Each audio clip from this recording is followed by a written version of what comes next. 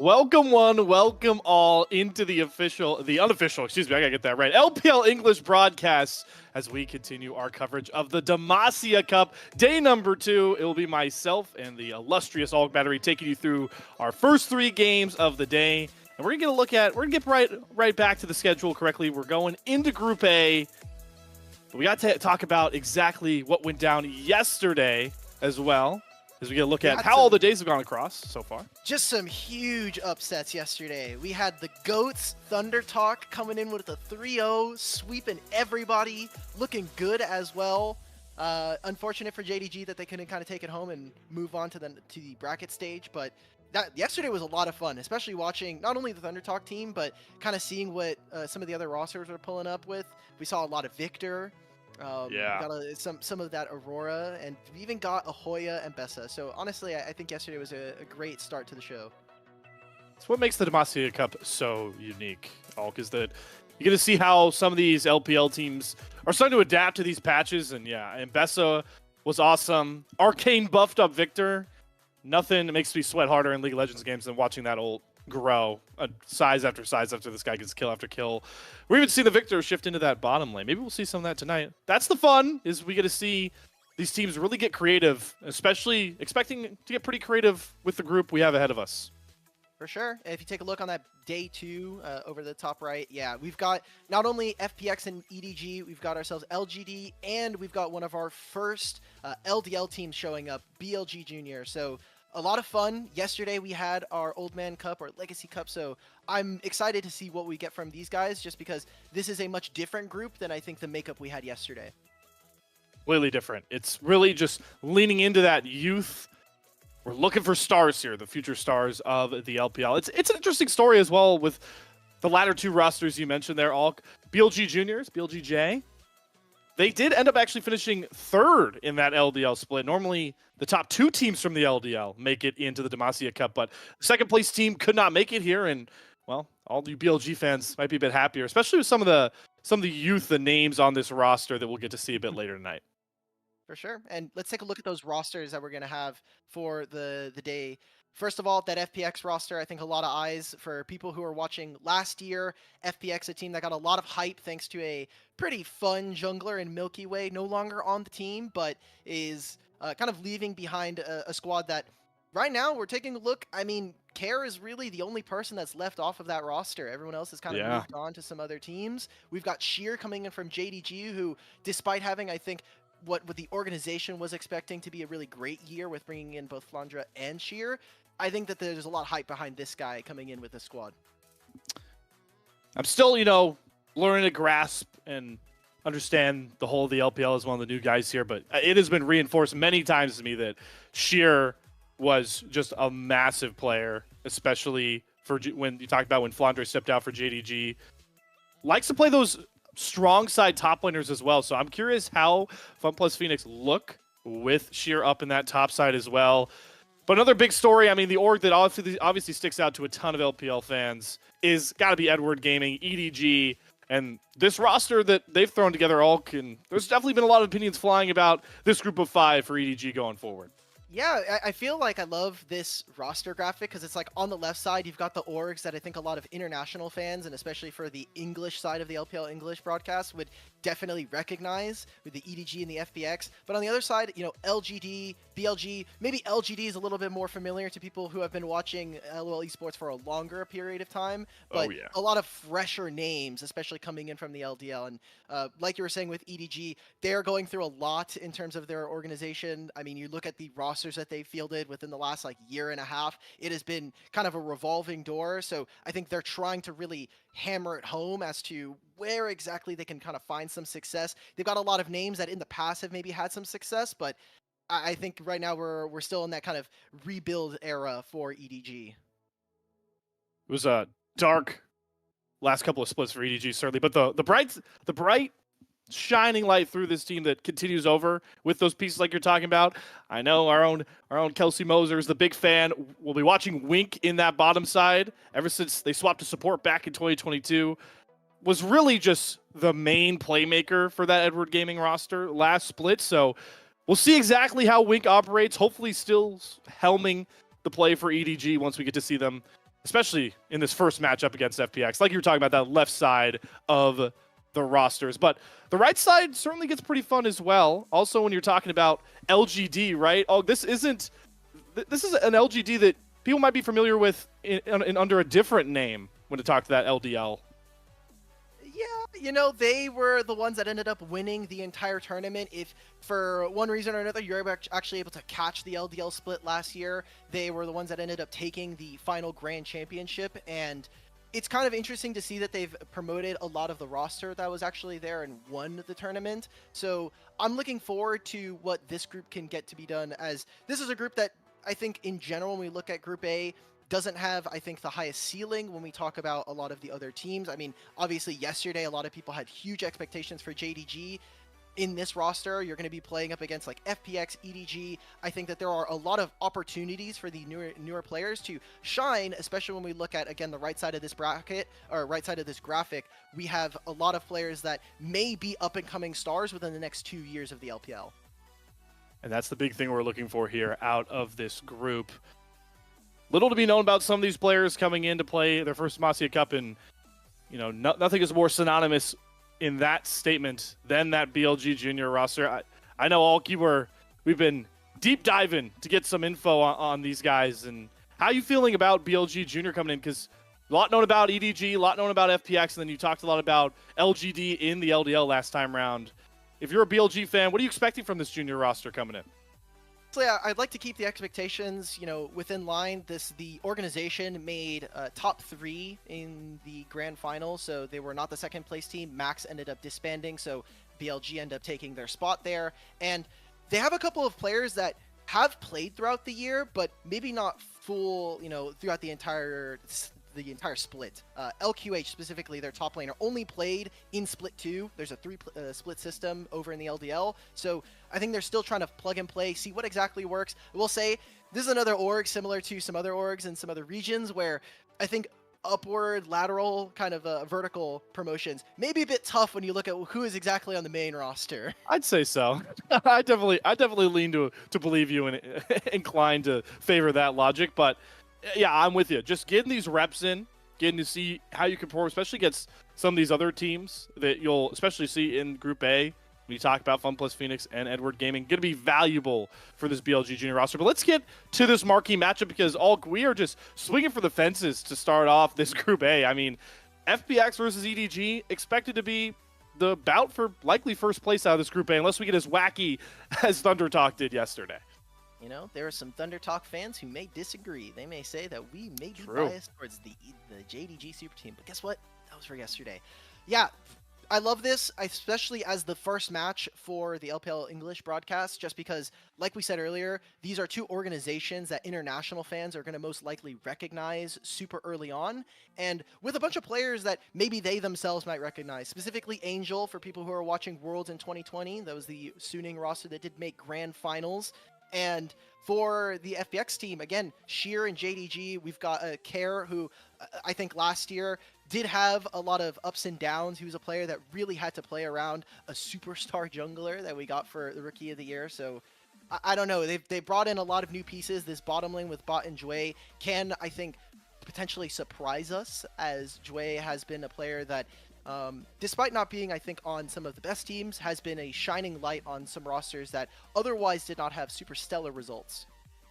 Wow, that sounds a lot like another support I'm thinking of in Group A. It's almost like that might be a fun, marquee little matchup. I mean, Jue and Wink taking on each other, definitely looking to keep the level of play up with expected better rosters around them. But I'm also interested when you talk about, it's always synonymous when you're talking about players, growing in developmental systems. The saying goes around, like the gatekeepers and like the new guard coming in. I feel like this ZDZ matchup versus Sheer is really going to test how much hype we have behind Sheer, because it feels like these 2 are in different trajectories at the current point of their career, for sure, in that top side. Yeah, ZDZ joining the LPL in 2021, he was for a long time stuck on Anyone's Legends, and they kind of were able to, I think, push the roster in some interesting ways. Didn't really particularly have very high results, but When we look at Sheer, he was a super hyped prospect coming straight out of solo queue. There was a lot of eyes on him, and there was a reason why they even brought on Flandre. They were thinking, okay, not only is he one of the most popular players in the LPL, but also hopefully they could have leveraged some of that experience as a former world champion to bring up a new talent and potentially make a kind of franchise player out of him. They obviously ended up moving him on to FPX, and so I think these two players, like you were saying, different trajectories. ZDZ still, I think, has to prove a lot and kind of wants to show some of the great highs that we saw from him within the last couple of years, while Sheer, I think, has so much road ahead of him. And his last year was really fantastic, in my opinion. This 2024 season for him, despite a JDG that never ended up making it to Worlds, was really impressive for a new player that we didn't really see in LDL or in any other trainee system.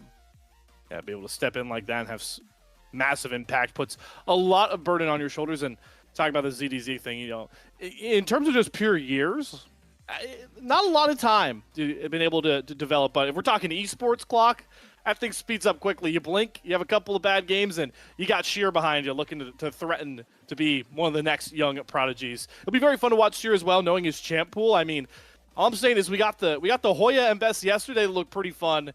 What happens if Sheer has been repping the Ambessa? Because right now that champion, it really just feels like whoever has them figured out the most can really dominate, especially in those team fights. We've been seeing some really cool matchups. Obviously, the most popular one right now is either the Renekton into Ambessa, the Rumble into Ambessa. Those two matchups have been pretty fun. If you've looked over at NEST as well, happening at the same time. So, I don't know. I love Ambessa. I'm kind of glad that she got nerfed on this patch, but there's a couple of question marks for me as to whether or not either of these guys are really going to prioritize this. When you look at what they were able to do in 2024, both of them being really big Cassante merchants. To be fair, who wasn't during this whole last year? But it'll be kind of fun for me to watch and what we get. And I think one of the cool things about just this format in general, it's really, really cutthroat. It's best of ones, single round robin. You're playing 3 games on the day, and basically that determines if you're playing for the next week or, you know, you're taking a little bit of a break before the proper start of the LPL split. Yeah, taking a break for the rest of the calendar year at that point. I mean, ask JDG how cutthroat the gauntlet can be at the start of this Demacia Cup. They'll certainly tell you. Talking about some of those fun matchups that we saw from yesterday, I mean, none others stood out to me. Scout Yone taking on Satab Akali. I mean, that just like I know it is hurting you, but the matchup itself was awesome to watch. Yeah, at least for me. I mean, it's better than watching Victor every game, but I'd wholeheartedly agree with you on that one. I love Victor. Look, I think that, to be fair to Victor, his ultimate sucked for a really long time, and hopefully we get to kind of see more of him today, despite maybe some protests from myself.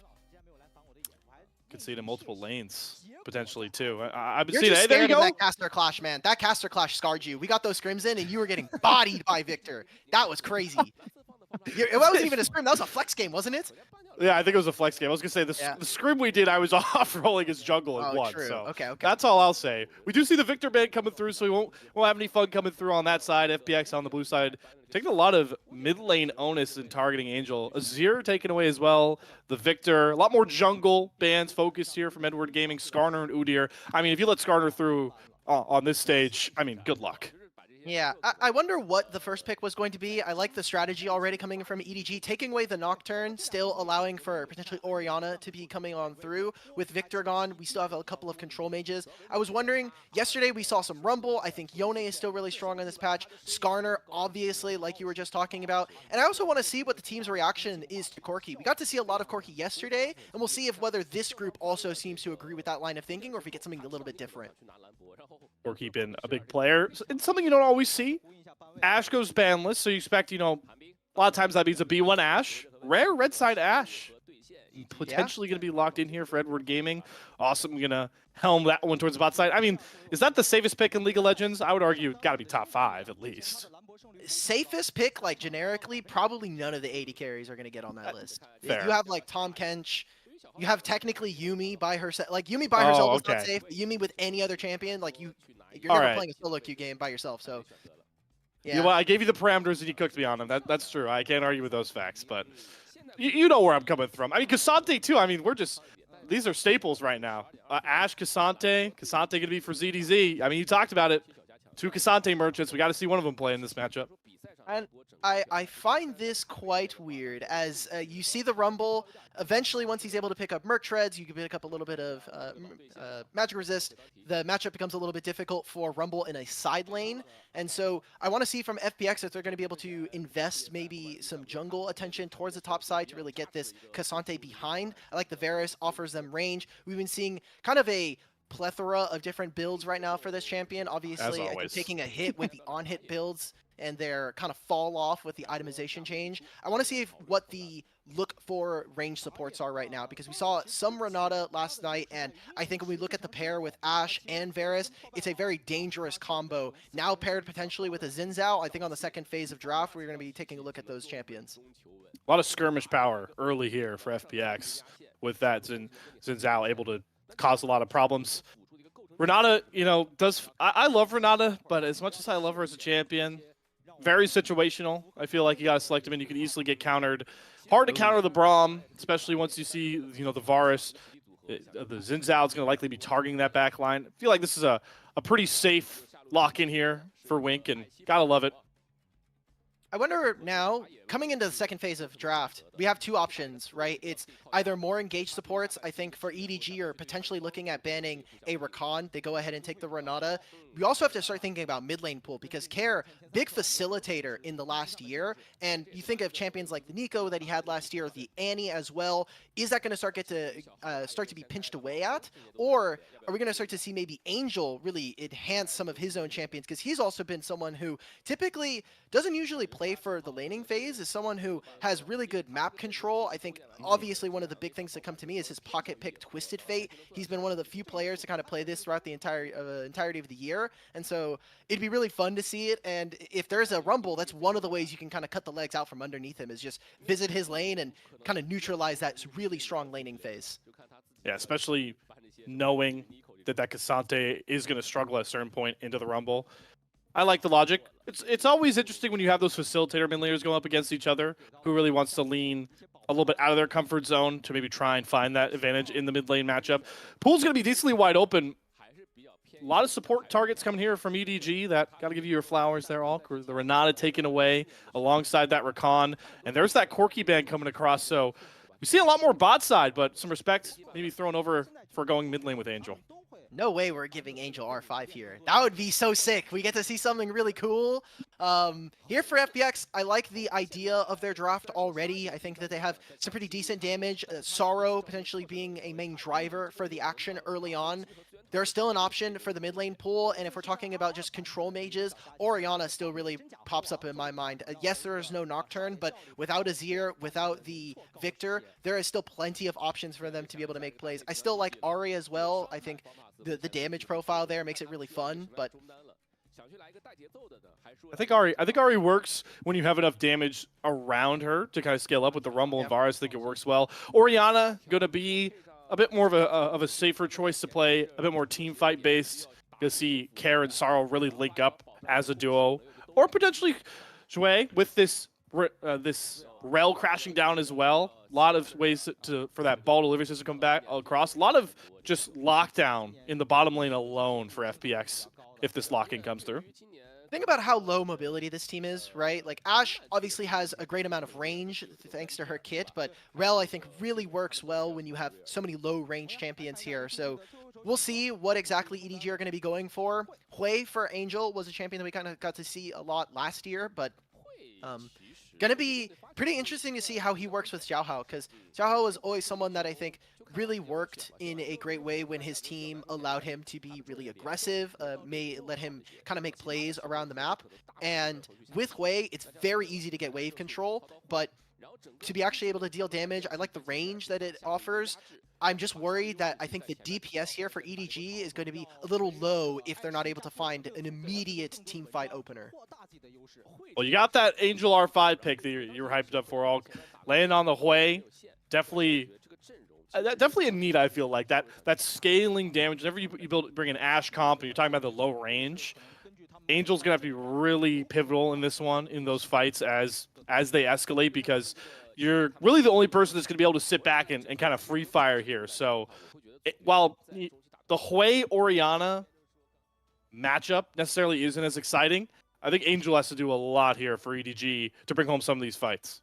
I want them to be able to get early vision on enemy jungle. And remember, when we look at team fights, Ashe and Hui, you can always scout enemy jungle with Hawkshot. You have great use of the range from Hui's entire kit. And then coming into team fights, again, that damage is going to be something that I'm looking at, because the Merc Tread's value, it kind of also is able to counteract a little bit of the Enchanted Crystal arrow. It's going to be basically them trying to find anybody without a flash. It's Rumble, there's an Orianna in the enemy team, and nobody would really be able to be there to peel. Rel's also a champion that did get changed a couple of patches ago, so right. I'm really kind of interested to see what this champion looks like. Just when they changed all of her numbers, a lot of the public reception immediately was, this champion probably sucks now, but we're still seeing it picked. I think the kit is just too robust to necessarily knock out of the pool, and I want to see more of what the professional scene is kind of cooking with this champ. Well, no better place to learn here than the LPL English broadcast as we cover the Demacia Cup. It sounds like we're already potentially ready here to hit the Rift. FunPlus Phoenix taking on Edward Gaming, and it's hard to understate how important this matchup could be when we're talking about the favorites out of Group A. Last year's LPL summer slogan was "Every game counts," and in a best-of-1 single round robin group, every game does count. It's gonna be really cutthroat. We saw very early on ThunderTalk take their win and try to lock up the group. So gonna be fun to see which one of these rosters is going to end up making it into the bracket stage. Already some early invades. You can never try to contest level 1 Ashe and Braum. If you invade this champion, you kind of just get walked down, and it's not very fun. Might have to even use a summoner spell. So Jue has to be careful. Great job of kind of playing on the very edge of vision there, trying to see if they're maybe going for an invade, and seems that's going to be the case. Xiaohao immediately moving in. I don't think anybody saw them quite yet. Kind of see the pings coming out. They're just trying to take control of this bottom side jungle. And if they can split the map, this would be really good. We just need to see a lot of patience and great play from ZDZ. Xiaohao going to hop on that red buff. They are spotted on that late ward, and Jue maybe trying to interrupt. Awesome and Wink getting back to lane here. Just a bit of poke and harass, but does look like we're going to get that split map coming across in this early phase. Okay. So both junglers knowing exactly where they are. Sorrow's in immediately cross over the river. And with this, I like the idea here from FPX saying, look, we have the Rumble. Let's make sure that we're playing around this top side.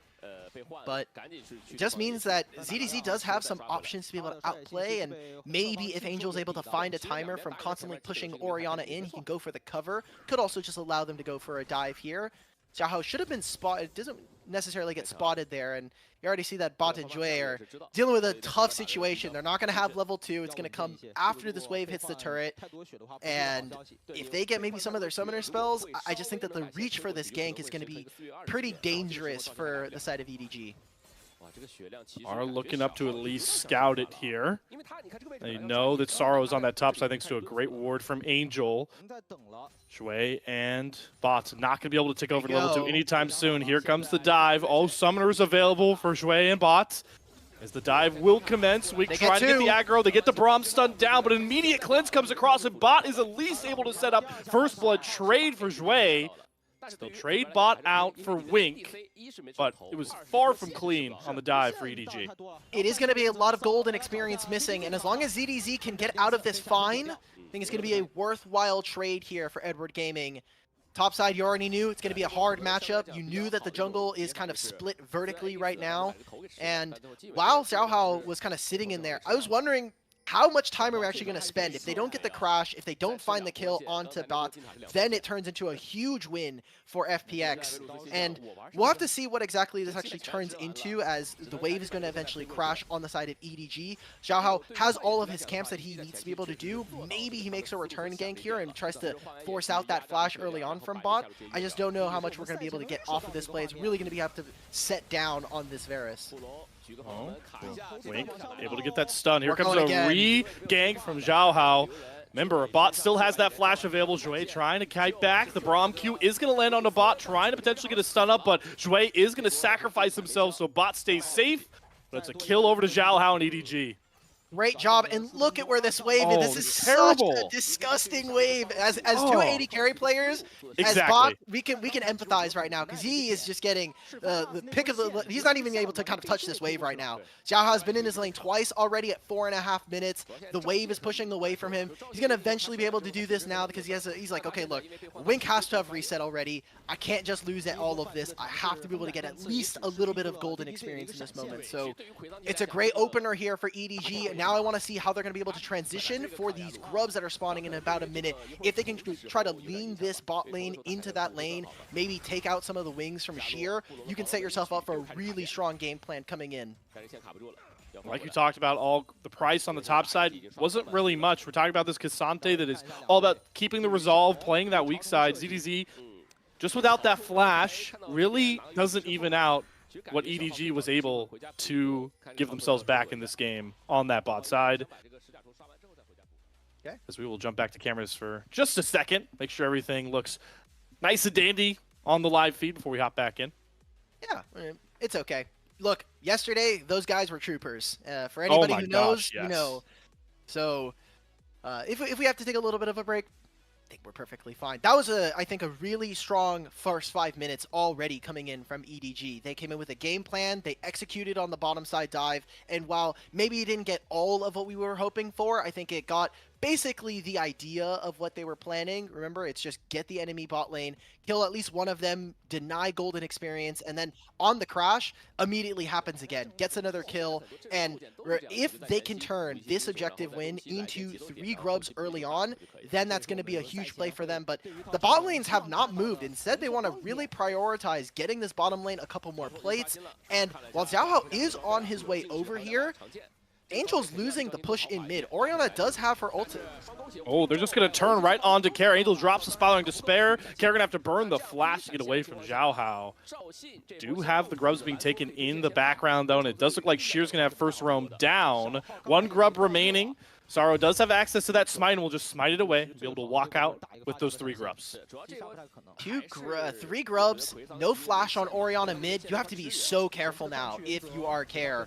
There's no flash as your mid laner, and look, Wukong can just jump over the wall. He's invisible. Boom, flash, engage, done. You're just dead immediately. And Angel doing a perfectly fine job. He's going to be able to recall, come back to the map.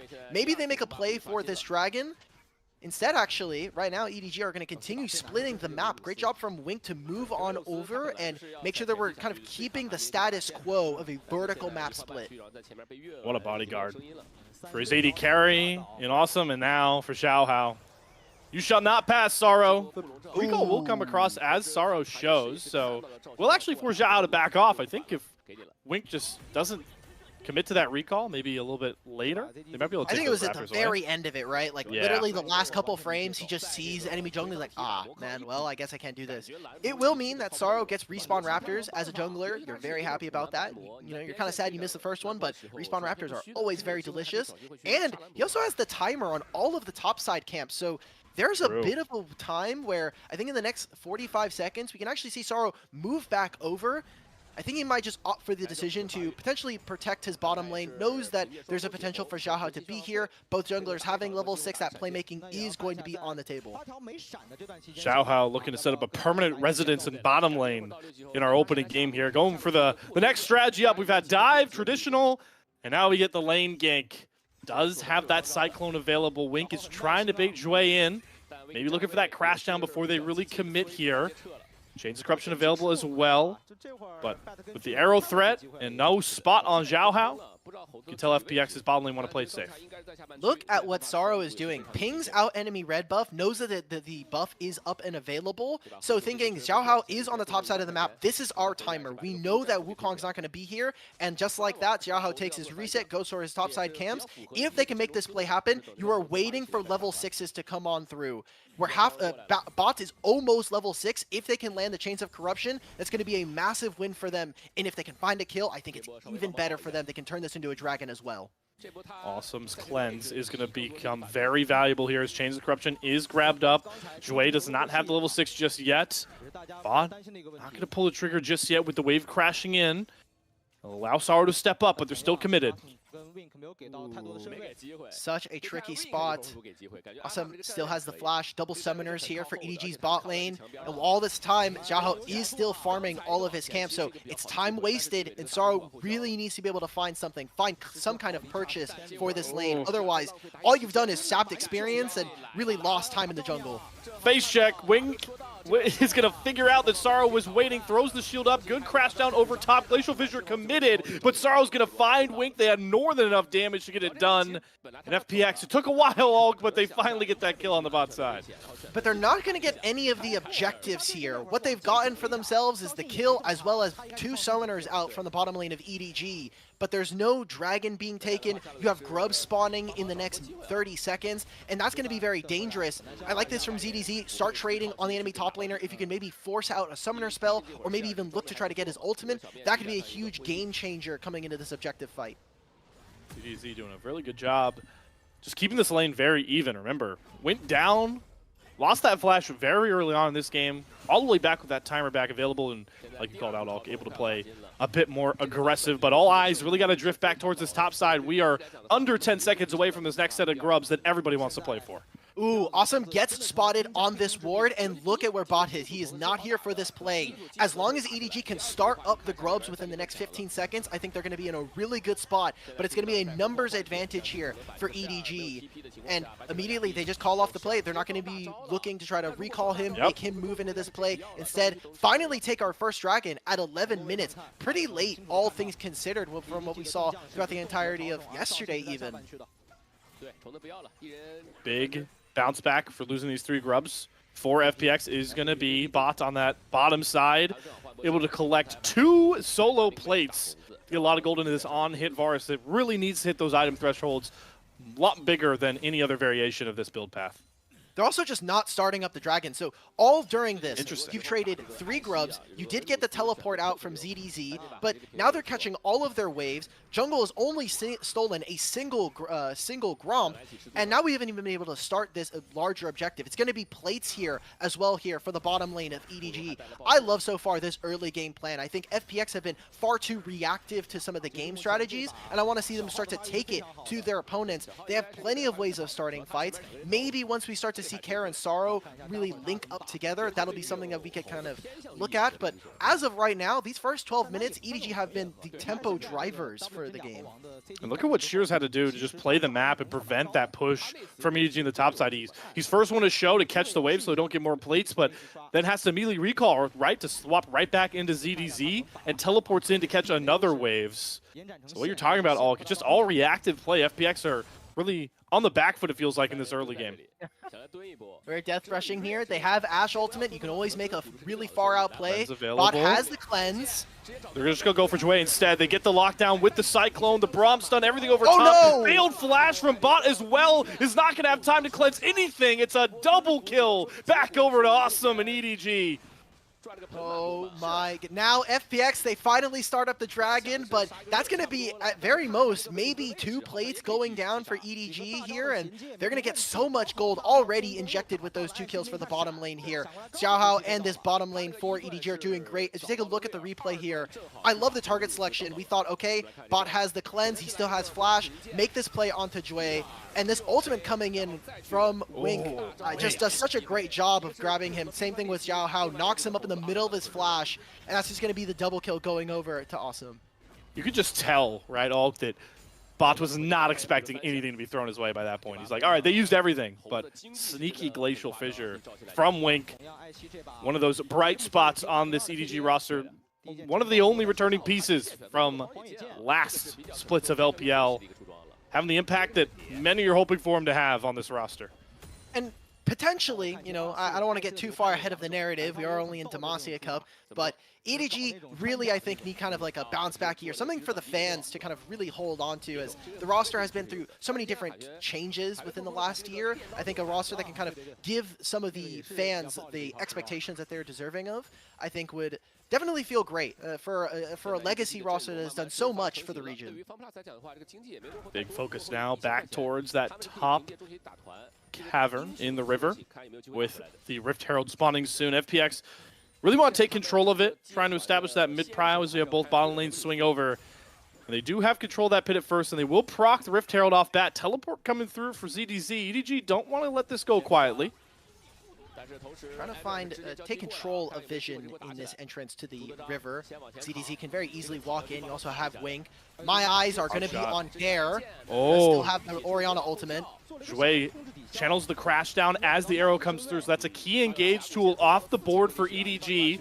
With the Herald below 4,000 HP, ZDZ trying to approach, fighting lines established. Xiao Hao looking for a flank through the river with the Cyclone. They're going to engage right onto ZDZ, wants to go in, tons of ultimates drop through, and it's a secure for FPX, but it's a wipe on the back of the fight too. What a crash down from Jouet, and now the rest of the team can just run wild. Only Angel able to limp away. What a punchback from FunPlus Phoenix. Look at how much damage that Care and Sheer were able to do. The two solo lanes for this team really pumping out the DPS during that fight. And the Rift Herald still goes over. I mean, they kind of made it true because they needed to have that fight go their way. They were losing out on the mid push. Awesome was sitting in there, pushing the wave in. They're going to immediately call down the Herald to try to get some turret damage. I don't think it's even going to get this entire turret, however, but look, at this point, you just got to take what you can get at this point. It was one of the first fights we actually got from FunPlus Phoenix here, as I love the idea of this. You get the flank coming in from Xiao Hao. Sorrow, I think, buying so much space by utilizing his ultimate here, and then Sheer splitting the fight. I mean, Angel sitting at range, he's kind of not able to kind of pump out all of that damage, and despite, I think, Angel having really good fight positioning for this as the Hui, it's just not enough to deal with a Rumble Equalizer on top of the Orianna. You could just see the conditions of FPX's fights here. They are so much more reliant on chaining those ultimates together, but boy, when it happens, it looks like a work of art on Summer's Rift, and so valuable. They're able to take the gold lead back. They're going to get sheer solo time on this bot turret. Should be able to knock it down, but EDG are really stacking the answer on the top side. Here's the Ashe ultimate, just again buying space for the team. Sheer getting gold. I think when we talk about a Rumble, it's one of those champions similar to Renekton. It's very easy for them to gain lane priority, whether that's before the ultimate or after. And so without the 6 grubs here, I think FPX are going to run into an issue where they're very much indexed into having to team fight. They would have loved for some of these turrets on the side lanes to fall, force EDG to walk into them. As of right now, EDG, despite losing that Herald fight, still have a ton of options to be able to make plays when we talk about outranging some of these teams. Again, big eyes for me on Awesome here with this Ashe. You got a lot of attention early on in the jungle, and with this Ashe, no matter where you are in the game, you're 0-7 or you're 7-0, you're always going to have that ability to make a play on the map. You've got to worry about Angel scaling up as well. Quietly 2-0. One of the most gold-efficient players, really just on the map in general. Looking to get pretty close towards that second legendary item. Right up pace with Sheer as well. Those two big AP threats. Likely to be pretty big players when we talk about this Dragon stacking, which has certainly started late, Alk, but you got to think a lot of these next moves from both FPX and EDG are going to go towards the pit, with it spawning in 20 seconds.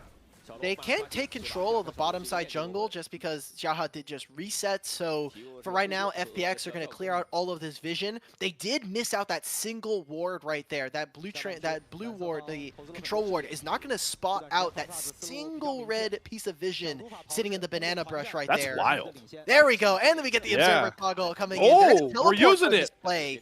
So Sheer still has TP, has the ultimate, but they want to make sure as EDG say, hey, let's give up this mid wave. We need to just be on the objective before it starts, and now they're actually caught in between a pretty bad spot. They're trying to contest the mid wave and also start the dragon, but I don't think you're going to be able to get both. Here come FunPlus Phoenix. Eyes on the Shockwave and Equalizer combo from those solo lanes. Sheer and Care, the big heroes last time, bringing the punch. Was able to give them that fight win. Dragon under 3,000 HP. Xiao Hao looking to control it, but here comes a big arrow across, and it's a steal. We all know and love it. The Varus secures the Drake, and that means time to get out for FPX. What a play from Bot. Hey, thank you, Bot. You saved us the objective, and EDG lose out on the play there. Fantastic stuff. I mean, look, we saw it at Worlds a couple years ago, not only, but, you know, it's just how it is. I wonder if they're going to make that change. If they're just going to say, look, maybe we should just get rid of the max HP scaling on Q for Varus. Maybe not. All right, we'll see in the future, but really big win for them as EDG invested, I think, a lot, right? We were talking about the two top laners TPing in for that play. It was FPX first on the mid wave, pushing it in, and then moving into the river. Angel was cut off and unable to do too much without the game, so I mean, that was just a really great steal, and off of that, it turns into a turret here for Care. They're going to cover this bottom lane wave to make sure that Sheer is able to pick up this for himself. I love this so far. FPX have made a great bounce back into this. Now we get to take a look at the replay. It was out of Fog of War. I want to see how much. Oh, is it? The 2,000, they all back off. Oh my god, Wow. 1,100 HP. Just obliterates it. And you have a good point.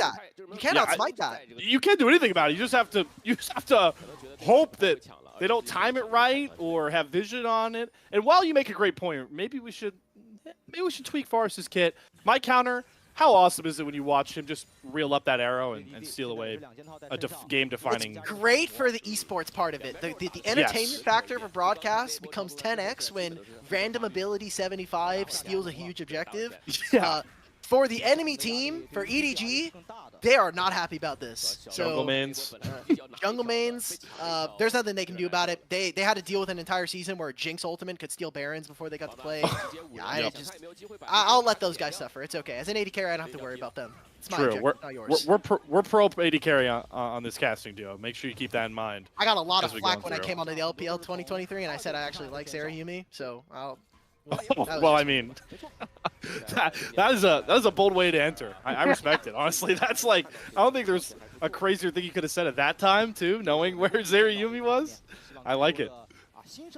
Me like right clicks, what can I say? Let's get back into this game. It's been kind of slow on the back end. It's been a lot of gold generation here for FPX as they've been moving their vision line despite a slower early game here. Now 20 minutes in, they've kind of crested a bit of a gold lead for themselves, and I think they're playing the side lanes really well of pushing them in first, corralling into mid lane, and then looking to try to spread their influence throughout the river. You kind of see where all of the vision is invested by FPX in that topside river, where as for EDG, they have some towards the bottom side, but it's particularly shallow and mostly there to just prevent FPX from doing a sneaky play on the Baron. Sneaky plays. Sneaky steals already happened in this one. Speaking of bots, hit a pretty big item threshold for this on-hit Varus. Once you get that Blade of the Rune King and the Rage Blade together, you really start to churn out enough autos to scale up heavy in these fights, but at the same time, on the flip side, Angel has reached that double burn threshold, so some big game players in this one, especially talking about the damage department, really coming online at this point. Yeah, Kara, I think, optimizing mostly to deal a little bit of damage towards some of the tankier members, but that Luden's companion also helps with just having, a lost chapter item, very broken. I was wondering if we were going to see more Seraph's Embrace, but turns out just wants a little bit of damage. Yeah, Lost Chapter, I'm glad that they made a change to this item. 1,300 gold versus all the AD carry players who just got the Noon Quiver item. Didn't feel particularly fair, so 1,100 gold feels pretty nice. As FPX now control through mid, Awesome and Wink kind of sitting back, recognizing that they don't have a ton of members to help them control the mid lane. Cleanse check. Utilizing the ultimate, and that's just going to be a trade for the cleanse. That's not going to be up and available coming 50 seconds before this dragon. Level 2 ultimate as well for Awesome, so certainly going to beat out that pace. FPX, knowing that key Ash Arrow is down, feel pretty comfortable setting up their battle lines towards that bottom river. You can see the toggle on the vision. There's just nothing but darkness for EDG right now on that side of the map. That was a good chunk coming in from the side of FPX. Now, Wink is half HP, so Braum can be a frontline tank. He's obviously has that Unbreakable, but with him being so heavily chunked already, I think it makes it very difficult for them to actually move into this river. EDG, I think, might have to just take the trade and say, look, we'll play on fourth dragon. Let's make sure that we have control of mid lane, and then we can push this in. Xiaohao, though, on a flank, not quite spotted. Pretty disconnected, too. Not close enough for FPX to really pull the trigger here, and Xiaohao's just going to exit stage left, get back into his own jungle, but they've really stalled out. EDG still not committing to starting this Drake yet, battling for these mid waves, but there's the face check. ZDZ certainly the best to step up and provide some vision, but it's just a reset here for FPX, daring EDG to step in. Ooh, I wonder when they are going to make the turn. Xiaohao's just trying to grab their attention, be a little annoying here, Cassante is going to TP back into this play, and during all of that, Awesome has gotten back the Ashe ultimate. So remember, no cleanse here for bot. If they make the play, they can try to look for anyone, honestly. So awesome to see how one ultimate coming back online can really sway the positioning. FunPlus Phoenix with a bit more respect here, starting to feel the poke of this Hui from Angel as well. Started to see this river control. Hui is very content on keeping this pink ward up, but he's got to be careful with how committed he is. A back and a recall coming back through teleport on the backside. Glacial Fissure goes down. Hui flashes it, gets over the arrow as well. So now we're back to the ult timer game. This time both ults to the bottom lane for EDG down. We're ramming. Let's go. Woo! We're just around the mid wave. Okay, Angel. Despair. Sheer got enough HP to really take it. Gets away from the third proc of the Natofo strikes. Does not get thrown back into the team. And we have another ultimate down in our little ARAM here for the last couple of minutes. But this does mean that EDG can finally move into the river. They win the poke battle versus their opponents. I think right now FPX are kind of struggling to find a fight. Really, a lot of their engage is predicated on whether or not Rel can find any kind of in on the enemy team, and that just hasn't been the case. I think Care also not really able to kind of utilize some of the Orianna ultimate shock factor there, so without them being able to start a fight, without someone that is able to kind of drive the game for them, they are lacking the ability to start fights and kind of close out on the objective. They lose out on the dragon. It means that their sole point and their sole objective is delayed by at least 10 minutes here, and buys time for EDG to potentially fight back, get some more of their items, and kind of push out some of the champions. We talked about how in the later stages of the game, Sheer won't be able to have that same split push pressure versus Cassante. Once he uses his all-out, he can 1v1 the Rumble and really take him down, so they're kind of on a clock for when they're actually able to deal with ZDZ. Block is ticking. Both these teams going to focus their attention back towards that Baron pit, but the mid-tier ones being up is really hampering the advancements for either one of these teams, and FPX are just going to brute force their way through. I don't care what LS says, Alk. That is a very important turret to knock down for FPX in my mind. It's okay, he's not here right now, he can't hurt you. I've got Okay. you, Slayer. I feel safe now. There you go. So, they get the mid-tier one. It should open up the ability to actually move their vision, but we've also seen them not really care about the mid-tier one in terms of actually being able to walk in, get vision, exclude vision out from EDG. We'll see how much of this gold generation game we're going to be playing versus these two teams, as right now, I think what we're seeing is the Varus, while he isn't able to have the same amount of playmake ability as the Ashe, his access to wave clear is just higher, right? Ashe has to sit there, she can throw a W, then auto a couple times, and then the wave is gone. Varus just loads up an entire queue, as we're going to see right here, and that's a lot of the wave just almost ready to go immediately. So, and the E. Yep. I think we're going to be in a bit of a holding pattern here. They're not really pushing out on sides. We're seeing Sheer constantly get side lane waves, so he is actually starting to creep up in experience, and that's going to be a big marker here for FPX. Can they wait for Sheer to pick up his level 16 ultimate, so 3 points in that ability, or is EDG going to be able to force the issue around this Baron, maybe get a teleport for their troubles? They're getting some pretty solid vision, acclimated near that Baron pit. Third items coming through for some of these big-time players. You talked about bot. I love the Wit's End in this one. Not a ton of AP threat on the side of EDG, but the only person that's going to outrange bot, if he's positioning correctly, is going to be Angel. Wit's End very valuable for the on-hit Varus as well, so great itemization coming through for a primary damage dealer on the FunPlus Phoenix side. Despite how slow this game is, I will say FPX have been playing a pretty smart game around the map. I think we saw that when they were able to get the Rift Herald, or some of the grubs early on. They were able to then trade really heavily on the play. They've been making sure that their solo laners are keeping up in gold. Specifically, we talk about that top lane advantage for Sheer, almost level 16. This is around the mark where I would want to kind of see this team maybe get their kind of mojo on and start the fights. But Care is also only a third of the way through level 15, so I think there are two options for FPX. You can start this fight and say, look, Orianna ultimate is always going to be really impactful whether or not she's level 16. We have level 16 Rumble. Let's try to leverage this into a play around the Baron. Maybe we leverage this into a play around the Dragon in a minute 40.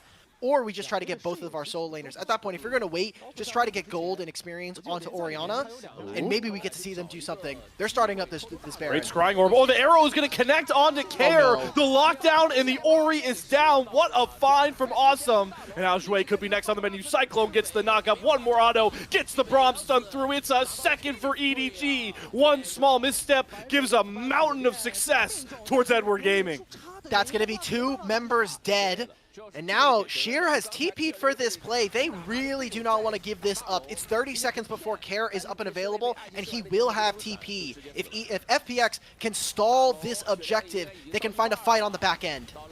Don't have vision. Sprouler Despair down is going to grab Sheer. Sorrow. There's the equalizer through Sorrow in the middle of all of EDG. Going to get knocked up and thrown to the wolves. ZDZ in the all-out form now going to chase on the bot, who gets a clutch flash, and he's got the lethal tempo starting to fly here, burning through health bars with no regard for human life. But a Zhao Hao to shut him down and close out Sheer. A delayed ace coming through for Edward Gaming. FPX stopped the Baron, though. I will take that, I think, as a trade. You don't end up losing that. And now you're going to have 2 members that are going to immediately be out on the map 20 seconds before the dragon spawns. A really great fight coming out from the AD carry here of FPX Bot. Someone who really we weren't able to see too much of, has been playing in LDL, but man, that's I think a really great kind of showcase of some of the fresher talent FPX are bringing in. As you take a look at this replay, this was a start. Jouet trying to fish for an engage, but again, that Ashe, the fact that she can kind of start a fight whenever, they don't end up landing it onto Jouet. It's right onto Care. And that's kind of like, okay, maybe this is looking like their objective. And then I think right here, the fact that Sorrow buys so much time with the Crescent Guard, we can ignore that flash that just happened on my screen. Him and Sheer really pair up very well to kind of take down the rest of EDG. Bot's really showing the power of that on-hit Varus, right? Even though he wasn't getting the autos through that Crescent Guard, you're still stacking lethal tempo. And if you let the Varus evolve in those fights, you get those high rate real plays for Bot. Got to think, how much closer does an FPX EDG fight look if Care is there at the start? But luckily, doesn't end up costing them too much like you talked about. We are even in gold, Alk, at 31 minutes. Nobody's close to playing for a Dragon Soul, and we haven't had the first Baron even drop off the map yet. What a start to Group A.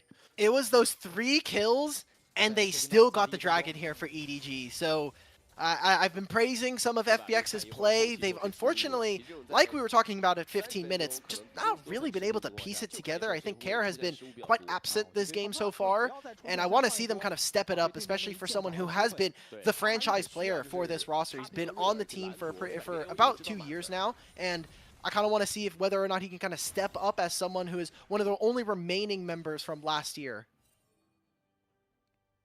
Asked to show up in these moments. Feels like one big fight could really break this thing open. No Dragon to play for on that bottom side, so EDG are just going to get back to working the vision and data collection game on this top river. But that pesky mid turret is certainly making it a lot more difficult, so they're just going to start this one off.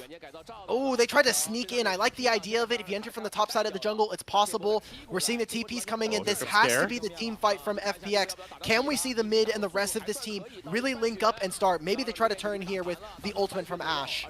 They got to make up their minds. Oh, Jouet. There's the Ashe arrow, goes wide. The Baron is going to be taken away, stopped, because Sorrow is going to be the target. The Crescent Guard providing so much value. ZDZ goes in, but he's cut down.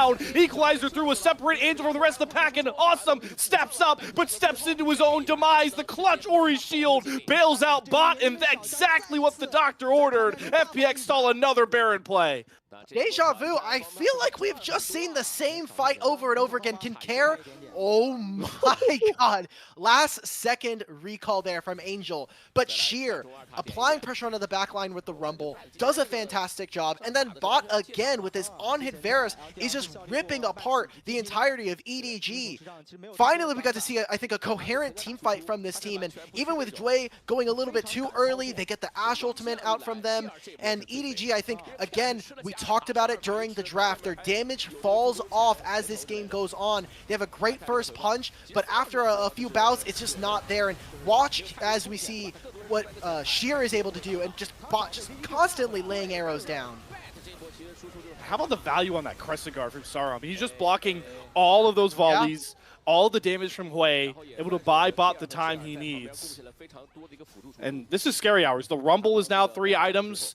You've got this Varus already on 4 with the Terminus done. Level 16 bot. This is the item threshold that FPX drafted this comp for to just run over EDG. We've got 3 and 4 items coming down on a lot of the carries here. EDG have to be getting, I think, a little bit worried. They have great teamfight disruption. I think the Wukong can provide so much value in fights, but the rest of the team really needs to be able to find that pick to start it off. They're going to go straight over to the Baron. But you have Ash, right? It's a free Scryer's Bloom anytime they want it. They still have these ultimates. I think right now, instead of finishing the Baron, they might actually just grab it and then look to turn. Oh, Ash Arrow through. It's going to connect onto Sheer. The steal is taken. Xiaohao rescues the Baron for EDG. And now all Bards are off. ZDZ trying to find Eagle in is going to flash back because EDG, they don't need to push the fight here. They just got away with a highway robbery in the Baron pit. Now they can go through mid, cut them off, and I love this positioning from EDG. Make sure they cannot cheat through mid wave. And we're getting a pause. Look, it wasn't the Varus arrow. If this was the Varus arrow and they called for a pause, I would have totally understood. But that right there was Xiaohao coming down on their opponents, finding the steal. Fantastic stuff from them and saving the game right there. I mean, we kept seeing a couple of fights keep going the way of FPX and even then kind of holding their cool and then moving straight into the mid lane. Yeah, and even further, even though we didn't see FPX take the Baron on that last fight win, the turret discrepancy was really starting to become a problem. They were able to knock down the top and mid-tier 2 turret, and we still have yet to watch that mid-tier 1 even drop for FPX. So this Baron is just going to provide so much alleviation of pressure on the map in general. They should be able to open up that mid-tier 1, and that really allows them to start setting up their own pockets that we've seen EDG really struggle to do in these last 5 or so minutes. EDG, I think, remember, it is all about, can we find someone off of a pick? It's Ash ultimate. It's maybe something with the Hui. We haven't really seen Angel. Angel, I think, having to be more of a passenger for this game. I mean, Hui is not a champion that we see really takes over massive team fights. He's someone that usually in a replay, you're like, oh wow, this Hui was actually doing a ton of damage. But it's a lot of the utility that is a part of the kit when you have literally like 9 million spells on your basic abilities. Angel right now is 5, maybe not exactly the scoreline, but before that fight was 5-0-4, has an 18 stack Medjai's, is 3.5 items going on a Rabadon's. It's just the problem of the damage isn't getting the results right now. It just can't burn through this front line that we've seen FPX be able to build up with that Crescent Guard, with the Rel. But maybe now with the Baron, Angel will open up because we are back. The pause thankfully wasn't too long, and that mid-tier 1 is already gone, Alk. Oh my god. So they only have 3 grubs, but it's that range advantage they're able to make use of. Awesome also can look for the ultimate. I like this move coming in from EDG. Immediately go into the mid lane, take your 2 structures, go towards this bottom lane, clear out any of the jungle camps, and then after you're done pushing, you can retreat back into the river and find yourself a dragon, which would put them at soul point. We talked about how FPX, they got the first dragon, it was at 11 minutes, pretty late, but still fine for them. End up stealing the second dragon thanks to bot, but it's been 2 dragons in a row we've seen EDG really take control of the map, and we get that replay of this fight. I mean, just fantastic stuff. Again, not only Xiaohao not only stealing this, but I mean, the rest of the team just buys space for him. He stole it off the Crescent Guard damage from Saro. Perfectly timed it with that. FPX will have taken control of this bot side river with the second Mountain Soul Drake available. EDG still have the Baron if they want to go for mid-prio here, but they're looking to try and entrap FPX. Xiaohao's on a flank here, not going to get spotted until they get right into this brush. So they've lost a large portion of the river. Doesn't land. Xiaohao can take the blast cone. He'll get spotted. We've had 2 steals already, 1 dragon, 1 Baron, and it's once again going to be given over to Saro. In goes Xiaohao towards the backside, but his front line has already been blown up. Bot going to flash away, but Xiaohao is able to find the angle. Awesome and Angel are cooking the front line on the backside as Sheer goes into the stasis, has to flash away. Big shockwave comes across from Saro to make sure Awesome thinks twice about stepping up. FPX are hurting. Spiraling Despair not going to land on the retreat. And FPX are actually the ones that end up on that Mountain Soul point. Xiao Hao in that fight so pivotal as to whether or not EDG were going to be able to find any purchase onto the river there. They are not able to grab the dragon, but on the back end of that, I think that this Wukong being so disruptive, Care is off on the other side. I want to take a look at where the two carries are. So Care now moves on over. You look at where Bot is, and I want to just take a look at this this Wukong ultimate. Also, I think Bot, despite having some really great mechanics during some of these fights, I think some of the nerves are starting to get to him. This flash in place doesn't provide a ton of value. I think he's flashing forward. Yeah, he just moves in. Care and them are all focusing this Wukong, and while this is happening, Awesome and the rest of EDG are just ripping apart the front line. Oh, Care.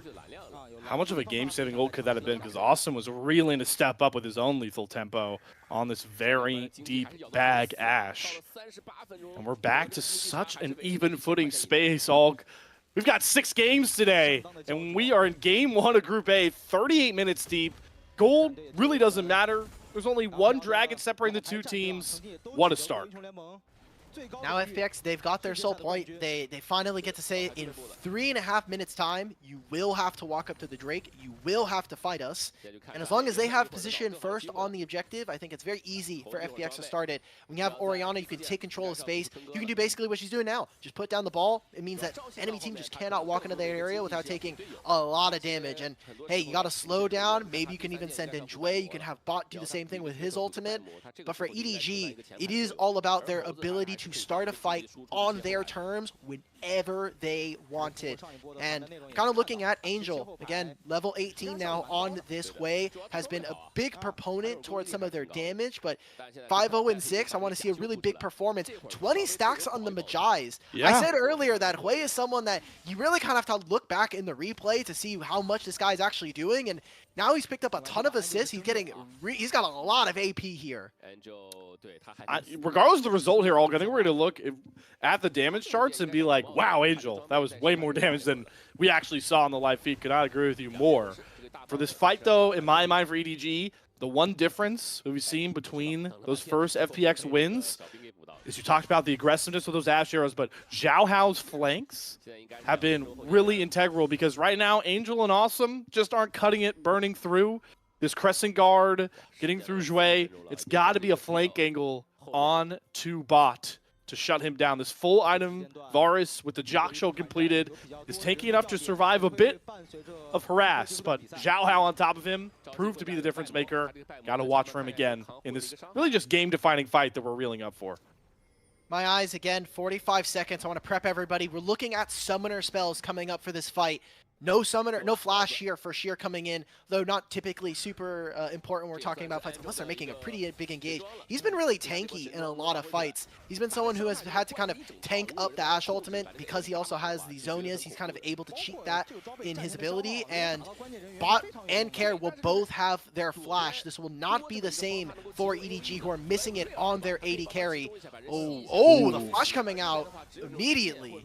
Oh, no, that was just Hex Flash. Oh, it was real flash, okay. Real flash, Hex Flash is up now for Jue, which nervous kid playmaking a little bit, but how many times have we seen a Rel just explode over a wall? We're back to ARAM in it here, all just everybody jockeying for this mid wave, even with all those outer turrets down by this point. This is a win here for FPX. If the Baron isn't immediately started, their side lanes are going to continue to push in, especially you look at that top wave. But Xiao Hao sitting on this Baron, it looks like they want to start this up immediately.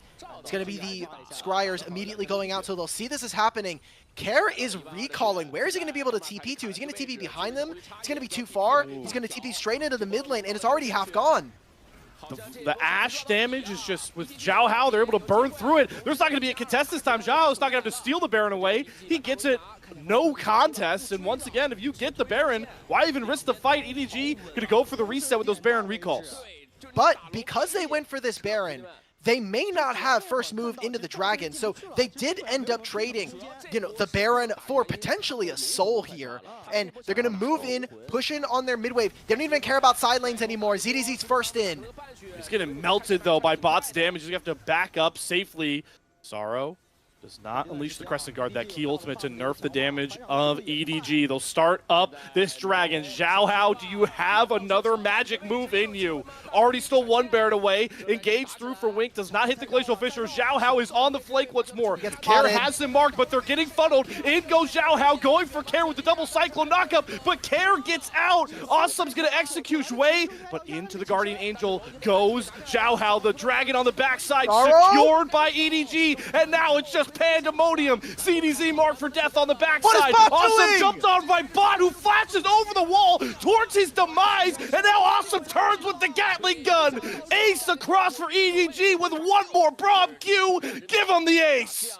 They grab the dragon, and Bot just goes for the play, man. He flashes over the wall. They have Baron in their back pockets. I don't think they're going to be able to end. They don't have any of the grubs there as well, but really long death timers. A lot of the base of FPX is going to get thrown to the wind as they win a huge team fight for EDG. I did that replay yesterday. Oh, I needed it yesterday. That was mind-boggling of a flash. I mean, AD carry rules 101. We're the AD carry caster desk. He just broke the golden rule. I literally saw it coming too. I was like, Bot has been having some flashes that maybe I don't necessarily agree with. You called it, yeah. I saw it coming through. I was like, he's getting way too close to that wall. Maybe they go for the end here. 10 seconds before Bot is not available. And that's going to be the end of the game. That's it. Angel's damage on the burn was enough, and EDG are going to steal a banger to start the group 1-0. That flash might look, you can't take the cool guy out of the AD carry. At that point, no. I kind of like the idea of him going for the flash, but just in that situation, he's full HP. That Ashe has so much HP, you are almost never getting that kill. And on hit? Are you kidding? Yeah, no way. Yeah, it's unfortunate for them. EDG, they do take that fight. They're able to find a purchase onto the win. And I don't know. There was so much going on. I love that Xiao Hao, again, being so disruptive as this Wukong. He's applying pressure onto Care. The backline's like, well, what do I do? There's a Wukong who's just spinning, knocking me up. He's invisible half the time, so I can't even hit him. And then ZDZ's on top of them as well. Yeah, and that Guardian Angel purchase was so clutch, right? Xiao Hao grabs that right before that Drake fight. And he's able, you can just play so fearless on that Wukong with the Guardian Angel, knowing I'm not actually going to go down. I'm just going to delete Care first. And if I fall, my team's got the cleanup. But what a start. I mean, we were talking about this before getting on the broadcast with all the amazing staff here at LPL English, including yourself, Alk, that FPX EDG, like, this is a neck and neck. It's really hard to define who's the better team out of the group. Well, EDG just put their money where their mouth is. They start off with a 1-0. We'll see how they kind of look throughout the rest of the group. As we take a look at the stats post-game here. There we go, the Hui damage. Yeah, I mean, look at it. Goal difference so much. I feel like this is exactly what I expect. If you would have just told me, like, last year, or not last year, the last 6 months, hey, EDG and FPX are going to fight, this is what the gold leader are going to look like, I'd probably take that 10 times out of the week. Yeah, an Angel, 40,000 damage, just, 10,000 more than any next competitor with Sheer. That's the Hui difference. He went deathless, by the way, 6-0-11. Classic Hui performance. I'm sorry, big number looks big. Wink has more damage than CDC. That's my tank goat, bro. Look, this last year, ZDZ, bit of a Cassante merchant, but again, what other top laner wasn't doing it? And while he didn't have to do much this game, I think that he was able to apply pressure in the right spots for this team, and they actually were able to execute. I think one of the problems that we saw in this game for FPX is they did not have a go button. They did not have someone like an Ashe ultimate. Shui in this game, unfortunately, never really found an amazing ultimate that was starting off with the Rel. It was kind of after the Rel, or we talked about the Rift Herald fight or the Grubs fight. It was Sorrow going forward and then Shui coming in with the Rel. So I think future, they're probably going to be looking for a little bit more engage from one other role. And I think also has to do with some part of the draft, right? We talked about Red Side Ashe. Red Side Ashe. I mean, that's why it never escapes the blue side. You saw it there from Awesome. What an awesome start to this Day 2 Group A. We just saw the heavy hitters, the known names. FPX EDG go head-to-head. Edward Gaming comes out on top. But you're seeing below. You get an idea of where we're going. We're checking out the youngsters next. BLG Jr. taking on LGD will be our next game after a short break.